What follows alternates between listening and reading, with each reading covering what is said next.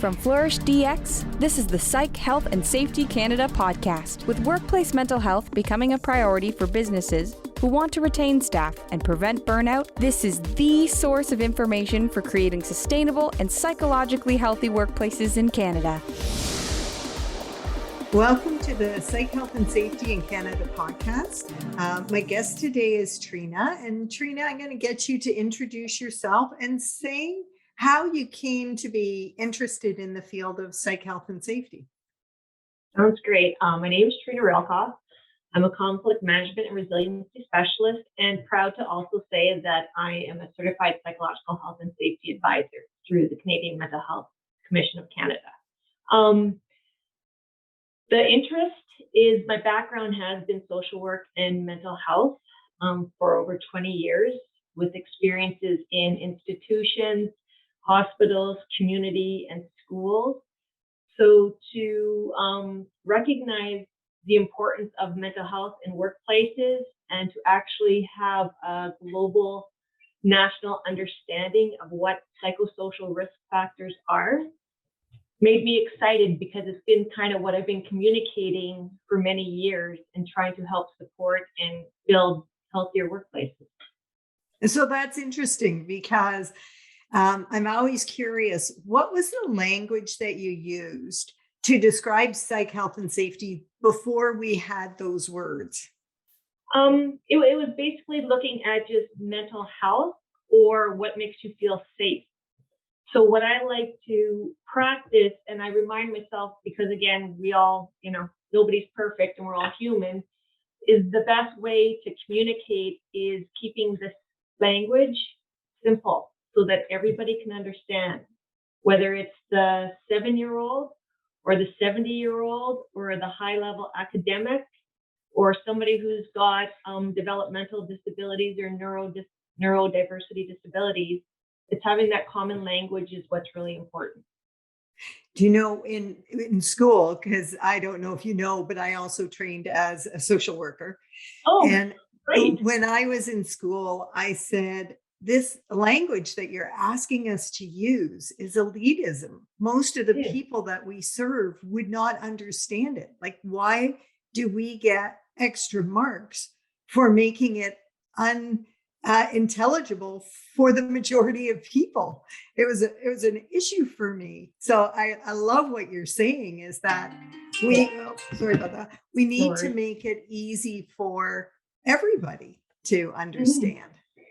Yeah, and just the language and looking at the 13 psychosocial factors, what has been becoming more interesting is, I love sharing information. I'll share it with everybody because I believe in it and the value of it. But then again, past experience, some roles I've had has been in behavioral consultant in the schools. So it's looking at, we can have common language, but sometimes, and I kind of break it down to challenges, barriers, or obstacles.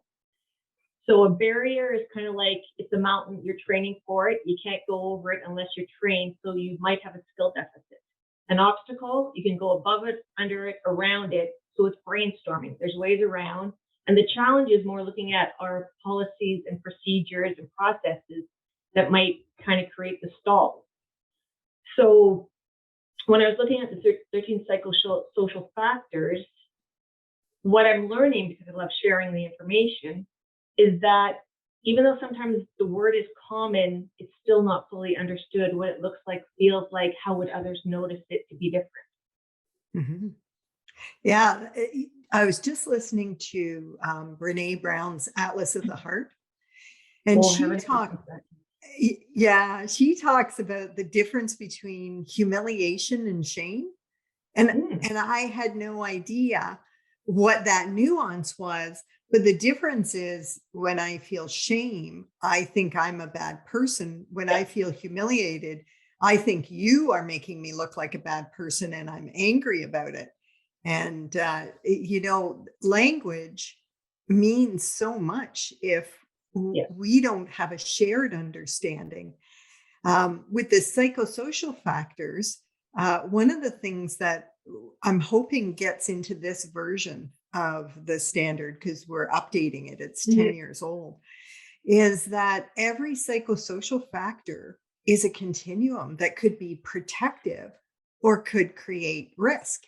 And again, how do we get that across to people in a way that's easy to understand? So, how do you explain it? Well, I was actually recently had a real good conversation, and I've been asking people, and actually did a post regarding the one factor of what is psychological protection in a workplace, right? What does that look like for you? What does that mean? Would you be able to identify it? And many people could, say it's the policies, but that's written documentation. But what does that look like? How can you help support it? And many people didn't understand behaviorally, what does psychological protection look like? So I would give an example of, say you were COVID, right? COVID's around the world. You came back from being off from severe COVID. You're returning to work. Your first day back, how you're greeted, the workload that you resume, the conversations with your management team or manager or your coworkers.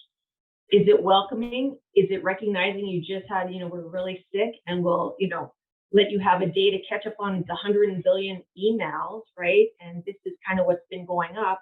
Or is it the status quo that, yeah, COVID's here, you're back to work, carry on like nothing happened? So psychological protection is that culture, is the interaction. Yeah. I like to describe psychological protection as somebody's got my back. And that could be the benefit plan. It could be my leader. It could be my coworkers. But that feeling that I'm not going to fall on my face and everybody's going to walk over me. Yeah, for sure. And you just kind of mentioned it, right? It could be that benefit plan or the EAP. There is resources there. But again, it was what I found interesting was and what I've learned, just doing this through many years, but diving deeper to get the more internalized and transformational learning to share it, to teach others, is that we can't assume everybody is aware of the resources there are, right? They might be there listed, they might be on your internet service, they might be, shared at the very beginning of your interview when you first got hired. But if we all assume, whether you're frontline or your management or your upper level, that everybody knows where the resources are, then we're not kind of supporting that psychological safe culture. Mm-hmm. One of the things that I say to leaders is, if you've never called the EAP for help, if you've never picked up that phone and gone through that process, figured out what intake was, who you speak to, how long it takes, then how can you look somebody in the eye and say, yeah, this is safe for you, this could be good for you? Or are you just saying, yeah, people like you, we have these resources? Yeah, well, exactly. Or it's looking at, time management or work-life balance. If you're talking to leaders in C-suite where their entire life has been no boundaries of work-life balance, they don't behaviorally understand, let alone cognitively understand, what does that really mean or look like until you actually try it yourself. Yeah. And, Treena, with the baby boomers aging, and so many of them who were very focused on work, and then they retire and they look around and there's nobody. They never developed relationships with their own families. They're estranged, and work was everything. And then all of a sudden they're alone. And that's a tough place to be. And it's unfortunate some people don't understand the importance of continuing with those relationships. For sure. And what it just made me kind of think of with that statement of yours is I've always asked myself, major life decisions or choices, the rocking chair test. And where would I be in 80 years, when I'm sitting on my rocking chair reflecting on life? What do I want my memories to be? So if we use the rocking chair test into COVID, has kind of, as I summarize it, COVID's a death, the way we used to live. So it's a grief, and we've all had to grieve. But here's an opportunity to create a leadership legacy with everybody having a role in it. And that's how I see the standards is everybody gets to have a collaborative role of improving our workplaces, being a part of that leadership legacy new culture as we move forward. Well, yeah, I love that, Treena, because my thing is that a life is only about creating a memory day by day, moment by moment. You're making choices, and that's what your whole legacy will be. And with young people, I say, you're every day you're writing your story, and why not be the hero of that story? Why not make it what you want it to be? Not that you can write your story so it's a happily ever after, but you're going to write the story so that you are the hero. You're the one that decides what to do. Which ties into, again, what is just kind of what I share too, is what is your narrative? And, talking to the leaders, and whether it's the middle management, C-suite, even the front line, it's when you're talking about what is your narrative, wouldn't it be great of in the headlines for the news, instead of seeing, your company or this federal department or this provincial or this police force, their top has, been charged with whatever offense or discrimination, human rights complaint. How about what if your company is headlines are, we've integrated the national standards of Canadian health, psych and safety. We've integrated the ISO standards, which is exciting because that is so new, which means there's such a value, right? So it's changing the lens and creating that narrative that we want to have.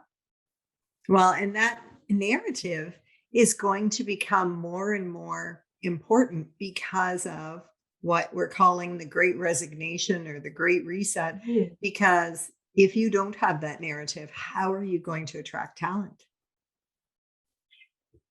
Exactly. And it comes to that onus too. And I like, even my kids, they're young adults, is now when you're going for job interviews and you have that opportunity to ask the questions, reflect back, it's the questions regarding culture. Mm-hmm. Have you incorporated Canadian national standards into your workplace culture? Do you know what that is? Do you know the new labor code laws relate to the workplace violence? Right? It's that psychological protection if you can have that safe conversation. Oh, that's what I say. My kids are so much smarter than I was. I was taught to be obedient, to do what you were told to do and to follow through. And we didn't raise our kids like that. We raised them to think for themselves. And they're not going to put up with the kinds of stress and strain that we did. Yeah. And for those that are hiring, it's not, I try to change the lens to have that paradigm shift. So don't take it personally, the questions. It's become curious about the shift, become curious about the headlines about the Great Resignation or, the shift that's going on, so you can grow as well, because life is dynamic. So what you're describing, and just for those that are listening, you're describing a growth mindset versus a fixed mindset. Can you expand on that, Treena? Well, I like to call it growth mindset, but I call it resiliency mindset. So being a resiliency facilitator for over 20 years, it's looking at that past lessons learned. Pick an example of, your career that didn't go well. How did you get past it to where you are today? What was the learning you took away? What are some of the key traits, strengths, resiliency traits, workplace traits that you have that helped you succeed to be the leader you are today?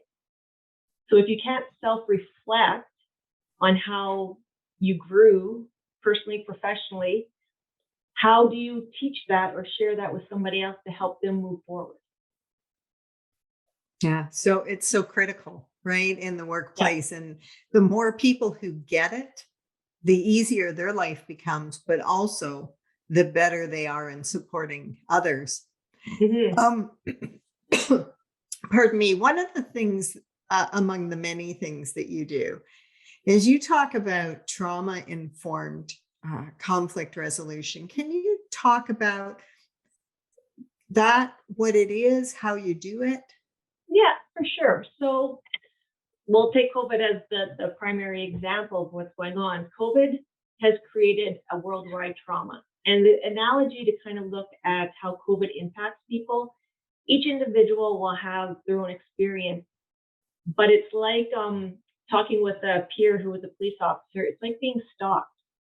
You're hyper vigilant because you don't know when you might get it or how bad you will get it or how it'll impact your personal life and your professional life. So it creates this trauma.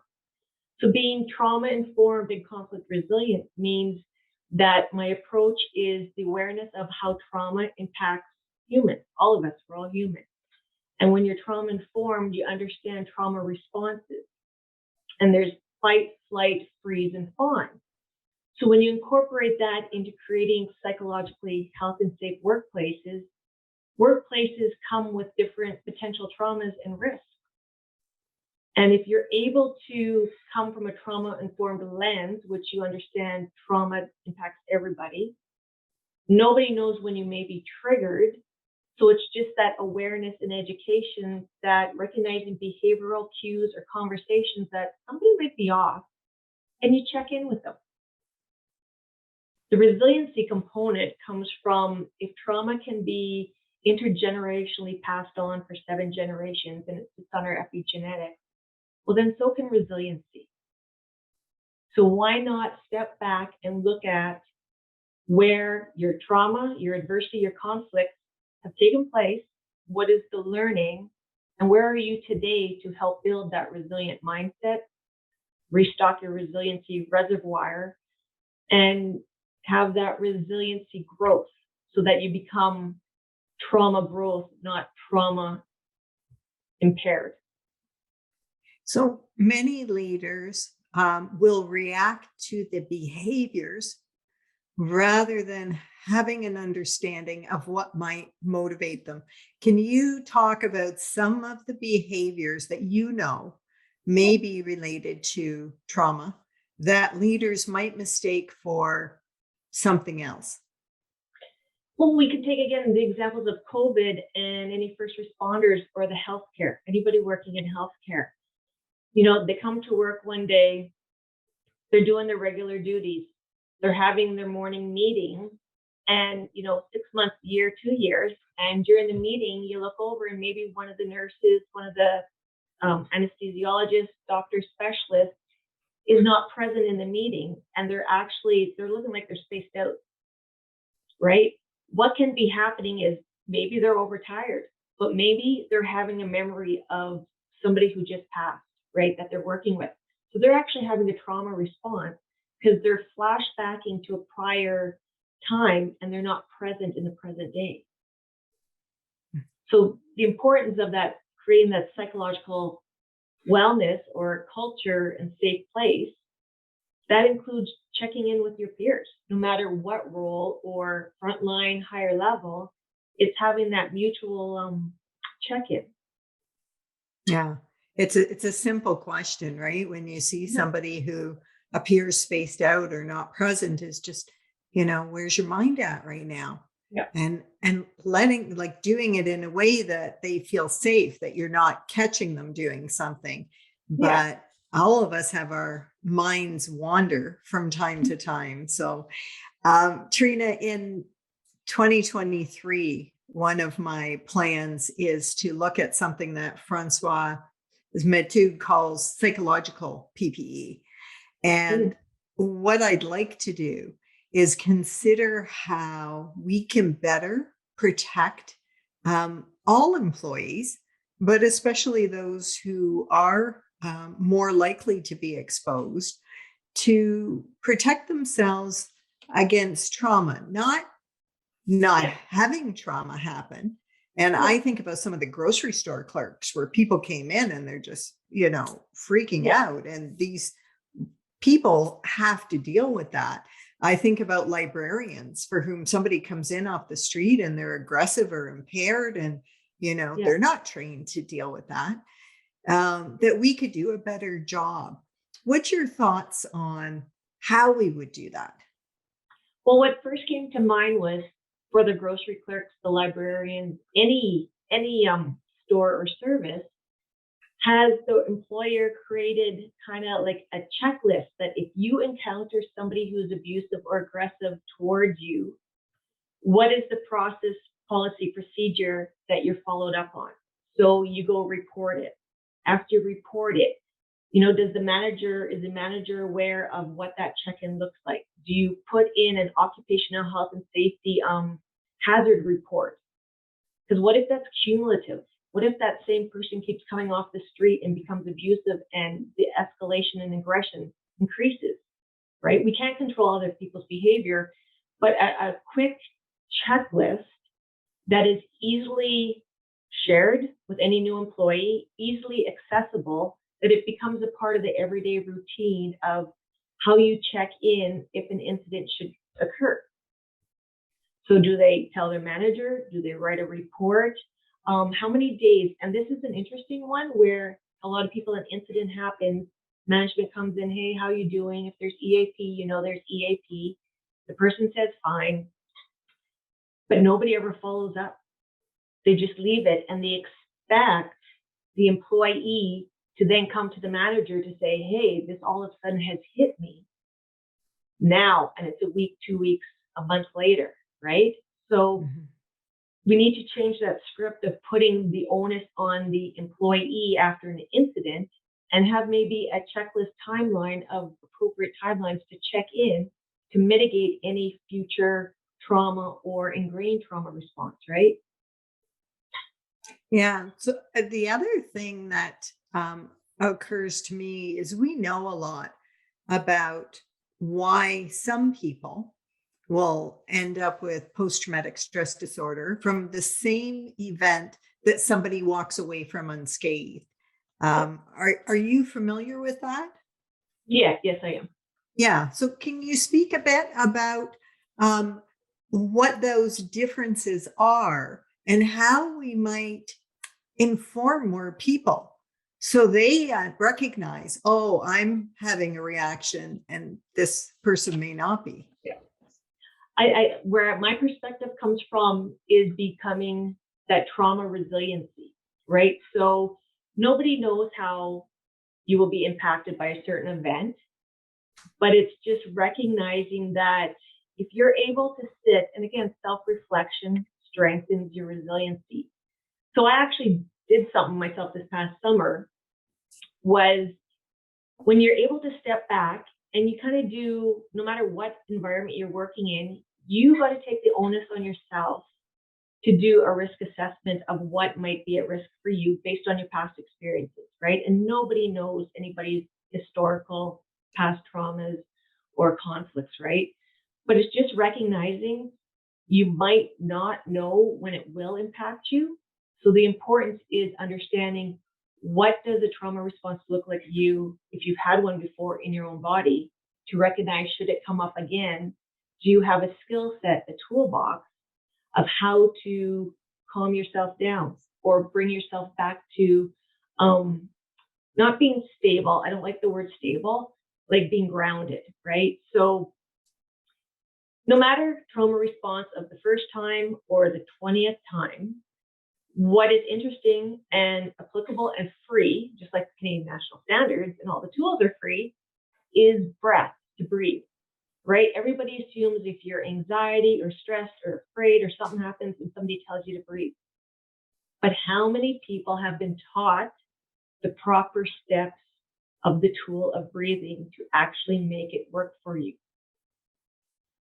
Yeah, and that's exactly. Like I'm breathing, I'm already breathing, so it's not helping. Yeah, right. And then that's where, again, we assume people have the skill set and the knowledge because it sounds so simple, but focus square breathing when you're in that heightened state or hypervigilant is so hard to do. Mm-hmm. So that's where, when we're looking at the tools and the skills and the PPE for psychological health and safety, it's breaking it down to giving concrete examples of the behavioral activities, actions that people have to take. Yeah, I mean, there's an exercise where they have you raise your heart rate. So by running or doing something to raise your heart rate, and then get you to do that breathing exercise immediately. And trying to simulate that stressed out, anxious state and being able to bring yourself down. And this kind of training then allows you to put it into practice when you need it, as opposed to intellectually knowing you should breathe. Exactly. So it's even looking at what is psychological protection, by the employer. That could be, and I've heard some people are doing it, which I think is fantastic. It's once a day at a certain time, the entire company stops and they do a 10-minute meditation, right? It's that practicing what you want to encourage others to do to de-escalate and come back to, the present time. But if you have that in place and you see the president of the company or the CEO is participating along with the frontline worker, there's buy-in. When the emails come out that here's all these courses and you can do this, here's the email, checky box, that's not behaviorally demonstrating the buy-in of you actually mean something to the culture, value you as an employee, and I actually practice it myself, so I know it's important. Yeah, it's really interesting, Treena, is that many organizations want to look at psych health and safety. They want the policies, they want the assessments, they want the measurements, but they don't want to change the way they interact with people. And it's you can change psych health and safety without policies or programs or any of that, but you can't change it without interacting in a different way. Exactly. And that's where I feel the education is so important of what it looks like, feels like, sounds like.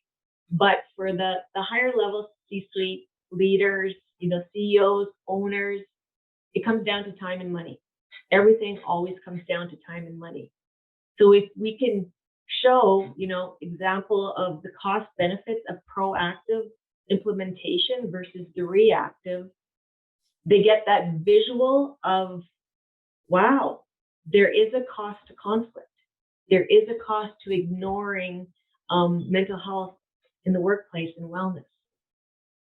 So an example is sometimes even looking at, take one business or one organization, just calculate one issue, because everybody knows when there's issues.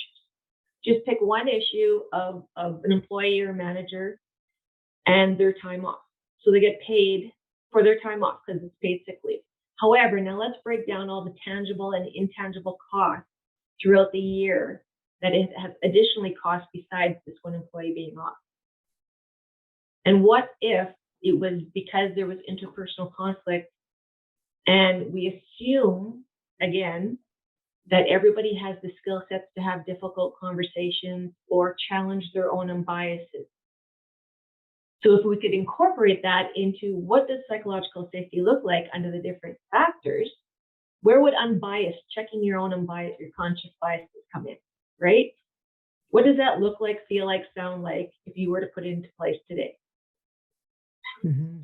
We had an amazing experience. We had a roundtable, and many of the people that were part of it were either trans or non-binary, and really talking about implicit bias and what it's like for them.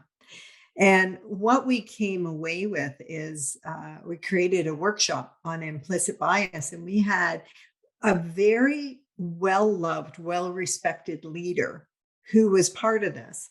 And the question was, how do you support employees in the LGBTQ community? And this leader said, well, how would I know?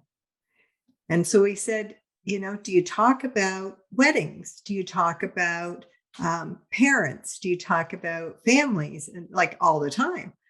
And do you ever talk about same-sex marriages or, blended families or people that, and it was like this light went on for this person, because the thing about implicit bias is it's often unconscious.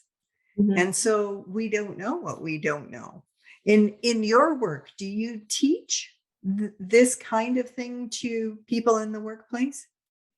I don't necessarily provide the workshops. I incorporate it into the skill set training for the resiliency or the trauma informed, because that unconscious bias impacts people when you're working with them if they've been exposed to a trauma, right? So it's what's interesting is, that conversation where he had the light bulb, it's putting that example in where, employees are always encouraged to go talk to your manager.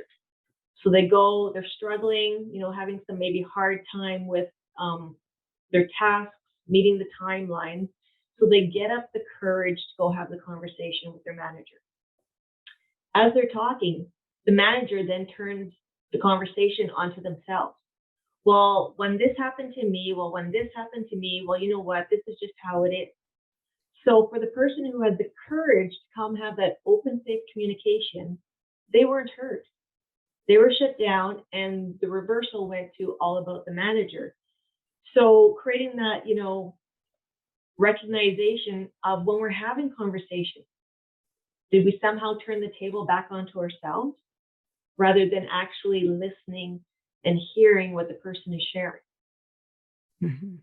Yeah. And being able to check in with them. Is this what you're saying? Rather than agreeing or disagreeing or turning it back on themselves, as you say, to really be able to say, oh, okay, I understand your perspective. Yeah. It's a skill set that lots of leaders don't have. They're good at problem solving and coming up with things really quickly and analyzing things, but to actually stop long enough to get someone else's perspective is quite different. So tell me some of the other things that you teach in the work that you do, Treena.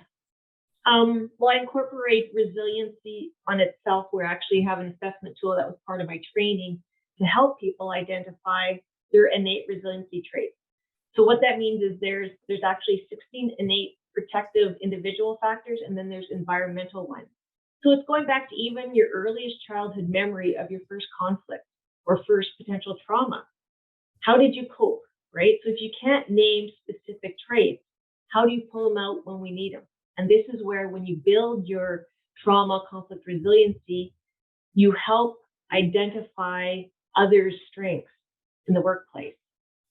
So for example, for myself, like recent example I'll give is, persistence and perseverance, right? If it's something high risk or something, I just go action it and then decompress after it happens. So funny story, just a couple of weeks ago, beeping at like 4:30 in the morning, right? You get up and I'm trying to follow this beep. And my daughter comes walking up the stairs because her bedroom's in the basement, holding the carbon monoxide detector, going, make it stop beeping because I got school and work. And I'm like looking at her going, do you know what that is? Right? She's like, well, yeah, but just make it stop. I'm like, that's not how it works, right? So instead of going in panic and going, okay, she's awake, we'll make sure my son's awake, I can wake him up, right? Because it's smellless, no odor. So, go upstairs, get the other one, plug it in, the alarm goes off again. So it doesn't happen often. So I'm reading the instructions. What do? Call 911. I call 911, but I'm not really sure who I'm asking for. And I just say, carbon monoxide is going on. So the fire department comes early in the morning and everything's good.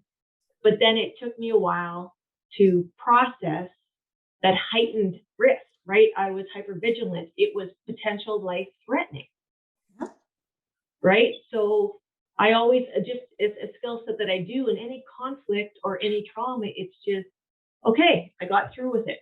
How did I get through it? I did the steps that you're supposed to do. I breathed, and I have to remind myself, that's the key, right? Breathing sounds easy, but you have to remind yourself to breathe when it's high stress, high conflict, trauma, just anxious, right? Or busy in the work. How many of us don't breathe as we're really focusing? Right? So it's taking that time to reflect, and we're all human again. So even though it's a high level C-suite or CEO, they have gotten through traumas. They've gotten through conflicts. They just have never maybe been given that opportunity to have that safe environment to share their story. Because right. And to reflect back on, so how did I cope? What did I do? And in some cases, they'll reflect back and realize they're not over it. And Yeah.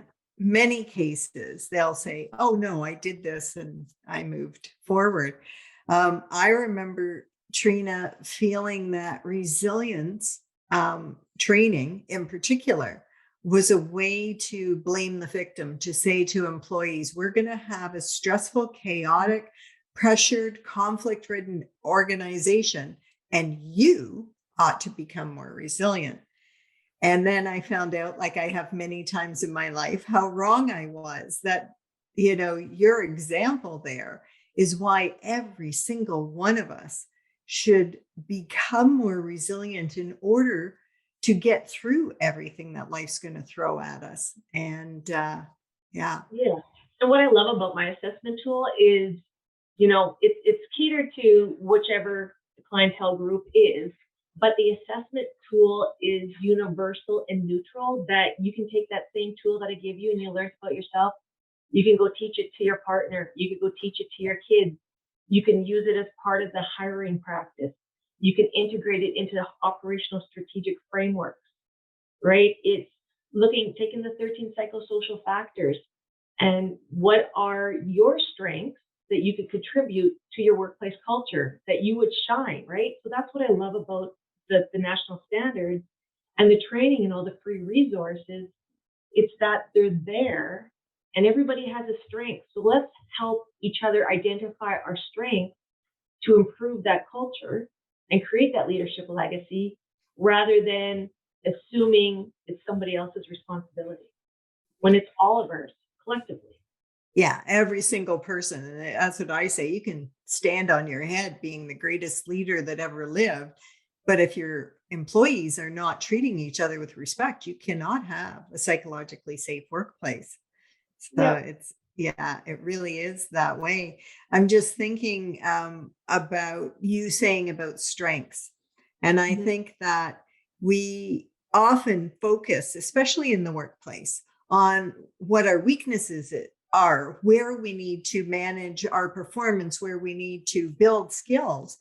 And yet, if the going gets tough, it's a lot easier for people to leverage their strengths than it is to leverage their weaknesses, but only when you're aware of them, right?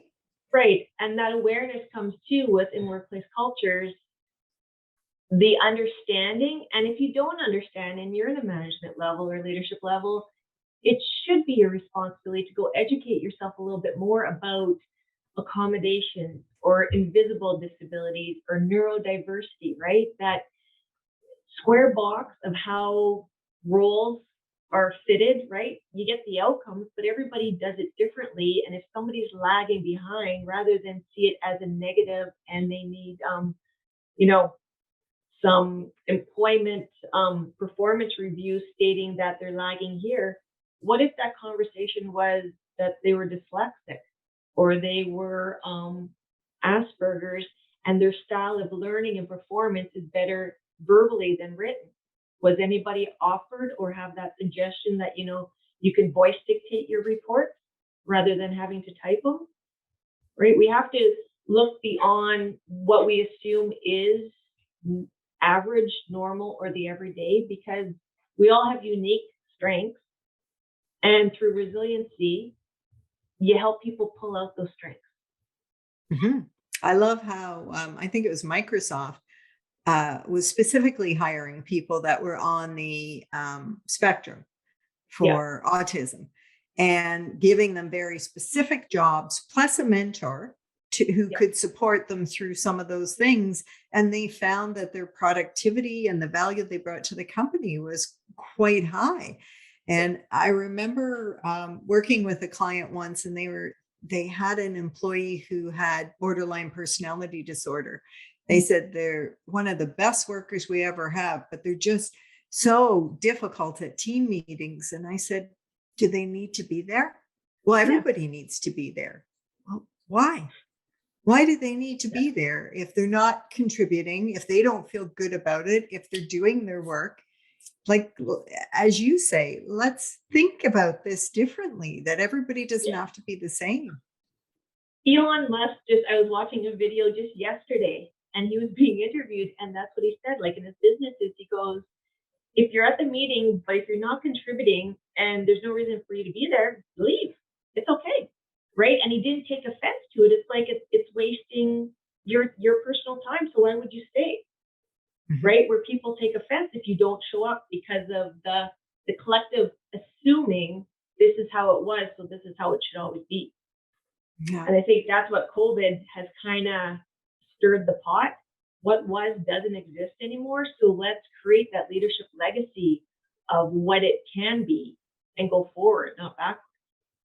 So what's your vision for the future, post-COVID workplaces? If you could make it what you want to make it? Oh, geez. Good question. What I'm excited, like, and I truly, and people probably think she's just different, but I'm excited how workplace violence and the importance of workplace wellness, recognizing mental health and psychological safety in the workplace has now become ISO standard as of 2021. So I think it was 23 or 26 countries actually signed on about the importance of creating wellness, recognizing the impact of mental health and what is psychological health and safety. So future forward thinking, it's making that safe place that if, no matter what role you have, if you have ideas to share about how you can improve the culture, how you can collaboratively address maybe some conflicts that nobody's ever thought of, bring the ideas forward of you, do your own research and share some of these awesome resources that Canada has in how to improve the workplace, right? Don't wait for top-down ticky box that we can't implement or try something until the person at the very top says so. Even though lost in translation, you can have a workplace assessment at a high level. You can have completed the workplace, assessment of the psychological health and safety guarding mind. You can have working groups. And then when it gets to the top or the bottom three levels of frontline, middle management, and upper management, and you ask, so what does this mean to you? What does this look like? Because here's the stats, here's the report, and nothing changes. So for me, change is, well, this came from top down. Let's just have a meeting and have a conversation. Let's brainstorm. What does it look like? Let's bring it up on the internet. Let's dissect what are each of the standards and what does that mean for each of us in the environment that we work in. And just open that conversation up. Dr. Jody Samra and I were talking about that because this was shortly after the standard was created. And one of the clauses is a competency clause saying that if you're a leader, you ought to be competent to lead in a psychologically safe way, which is great that, you're held accountable, but there was no tool or assessment to do it. And so what she did is she looked at the psychosocial factors, but only from the perspective of the leader and what they do. And it's been interesting. Now, by the time we air this research will be out, but it's not at this moment. But we did the psychologically safe leader assessment in a national survey with the Mental Health Research Canada. And then we did the employee feedback version. And employees and leaders think they are so much more psychologically safe than what the employees think. And it's consistent right across the board. And I look at it, Treena, and there's reasons why it's different. Some of it is the leaders maybe just are not thinking it through, but some of it is they don't communicate to the employees what they do and how they would do it. So the expectations or the knowledge of how they would support them isn't there. Yeah. Do you see that in terms of leaders thinking they're doing better? Yeah, it's twofold. It made me think of, how to make it more simplified for leaders. It's almost like that competency, taking the WMIS, right? WMIS training. Everybody has to take it. There's actual visual pictures, but when you engage, online, it's really checky box that you can get through, right? But it's kind of making it condensed and simplified, easy to understand for that. And then when looking at that leader component, I was just sharing this example the other day with somebody. I go, for me, if I'm given direction on something, I'll ask for the policy or procedure because my learning style is I like to read it, highlight it, have a paper copy with me to understand what I'm doing and the why. That's just how I process. But in my past, I have encountered where I asked for the policy procedure and I explained to them, this is my learning style, right? Because I'm really okay with being transparent. So I explained, this is my learning style. I like paper. But their unconscious bias is I'm challenging their authority because I'm asking for the clarity of the documentation, right? Yeah. So it comes back to the leaders thinking, because I'm in the position, I don't have to communicate clarity to help others understand. And I think that's with the psychological health and safety. It's communicating from the top down. We did this assessment. Here's the overview. How about share the full report, the beautiful color-coded report of the outcome? Why is there a fear associated with sharing that with everybody? Yeah. Yeah. But there is, for sure, with many organizations, there's a fear. And yet to me, it's like, okay, we did this. This is where we've got room for improvement. Let's talk about it. What do you want us to do differently? And where have we not met expectations? So Treena, that to me, there's two things going on and they're related. But one is whether or not our leaders have insecure egos and whether or not they have adequate levels of emotional intelligence. Now, that's another survey that's going to come out soon, but we did it in 2012, and we tested the emotional intelligence of managers across the country. And do you know that only 1% of managers were strong in all 4 areas of emotional intelligence, and almost half were challenged, meaning that their scores were so low that it was putting either themselves or their direct reports at risk. So, I mean, it was quite stunning. I am hopeful that that's not the case today, 10 years later. I'm hopeful that we're more aware that managers need this ability. I think 10 years, there should be, right? I'm hopeful too. And what I think, even though COVID has been awful and has created such hardship, I think that whether anybody realizes it or not, that emotional intelligence had to come into play to bring awareness to how we all had to learn to manage and cope differently like no other time before. And they might not be able to name it as emotional intelligence, but if their experience of somebody in their family, extended family, co-worker, somebody's experienced something or a serious loss, and I think it's almost the innate emotional intelligence that was never practiced before because they never had to practice it, has been mandated to be developed to a somewhat degree. Mm-hmm. Yes, but that's the beauty of emotional intelligence is it can be learned. It's not fixed. It's not impossible. Treena, what would be your advice? Many leaders who have gone through this pandemic themselves, of course, with their families, and are trying to support employees are already feeling burned out. In fact, between 35 and 66% of Canadians are burned out. So what advice do you have for these leaders who now are going to have more responsibility as people start to return to work, and whether they have to do hybrid work and they're going to have to accommodate? What's your advice to those leaders right now? Do that check-in with yourself before you go and have a conversation with anybody, and recognize you're human. And when I used to do parenting courses a long time ago, put yourself into that person's position and what they might be feeling, experiencing, and how would you want to be treated? How would you want to be talked to? And sometimes it's not trying to come up with a solution. It's just hearing them.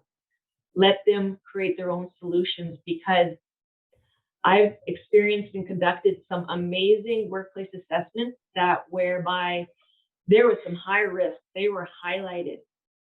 But follow-up individual interviews with all persons at every level, the collaboration and the brainstorming and that engagement that they all wanted to better the environment was twofold. Like, it was exponentially exciting because you could see everybody wants to be a part of it. So just recognize you're human and do that check-in within yourself before you go have that conversation to see how, if you were in that position, what would it feel like, look like, and mean to you, and how somebody approached you. Yeah, that's great. And I think about your conflict resolution. And in workplaces, the whole idea of psychological safety, people being able to speak up, people being able to say what's on their mind is terrifying because they're worried that people are going to complain all the time. They're going to be rude. They're going to be criticizing and judging us as leaders. It's just going to be chaos. But if we teach people how to have a respectful difference of opinion, then we can have a psychologically safe workplace. So can you talk a bit about how we can help our employees to be able to disagree respectfully?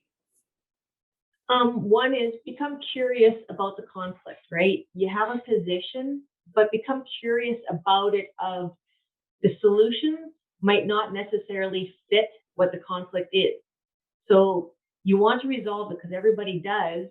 So let's go into it with already brainstorming some ideas. What does it look like if it was resolved and you walked into work tomorrow? What does that look like, feel like, sound like? What would somebody else notice is different?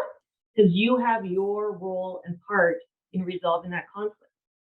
The other, to kind of engage in that conversation and safe place, whenever there's a meeting, no matter what level of team participants, and there's always usually the round table. Does anybody ever have anything to say, right? And it goes around the round table. There's usually silence. How about the leader start the round table and say, you know what? I want everybody to share an idea or thought on what we just talked about to contribute to what is the outcome we're looking for. Encourage the conversation. Start it off with, you know what? Nobody's, unless there's a serious reason you have to pass. But instead of that silent round table, does anybody want to say anything further before we end this? End it with a positive, proactive solution, idea, recommendation, share. Which aligns with the concept of meaningful participation of employees that's in the standard, as opposed to, well, we did a survey, so you've participated, that's it. Exactly, right? And it's just providing that environment to have people feel safe to communicate and share, right? Because the introverts will never say anything. You always have the strong extrovert, but the introverts, unless everybody's participating, won't say anything. Or if there is a culture of fear, by suggesting that and changing it up, it might enlighten the environment and engage higher levels to be more creative rather than the top tier down, just do as I say, checky box, ensure compliance, but there's no communication, there's no human factor in it. Yeah, I always like those organizations where somebody's saying, you should speak up, you should say whatever you want. Like, that's the kind of environment we want, that you should, but when you do, you're going to get slapped down or you're going to get ridiculed. And so you just, we'll smile and nod. It's easier. And that's why if you come from solution focused, identifying the resiliency traits, right? Use it as a tool. Let's go around the table. So we just experienced COVID. We're coming back from work. Here's the list of resiliency traits. What trait helped you get through COVID and allow you to come back to work? Which one stood out for you, right? And that anxiety to come back to work, we were even having a conversation just in like the restaurant industry. That anxiety to come back to work is normal. So let's normalize that trauma response that people are having from COVID and anxiety. So what can the employer do to help mitigate, reduce that anxiety feeling that's natural and normal for everybody coming back to work in offices. Option, mask, no mask. Option, do people feel more safe if there's the hand sanitizer as soon as they walk in the office? Right? Little things that help show safety, security with COVID present. Yeah. Do you know the idea that I thought was brilliant is that you give 3 bracelets to every employee, and they're Mhm. red, green, and yellow. And they choose every day, they choose which one they want to wear, and it gives you information.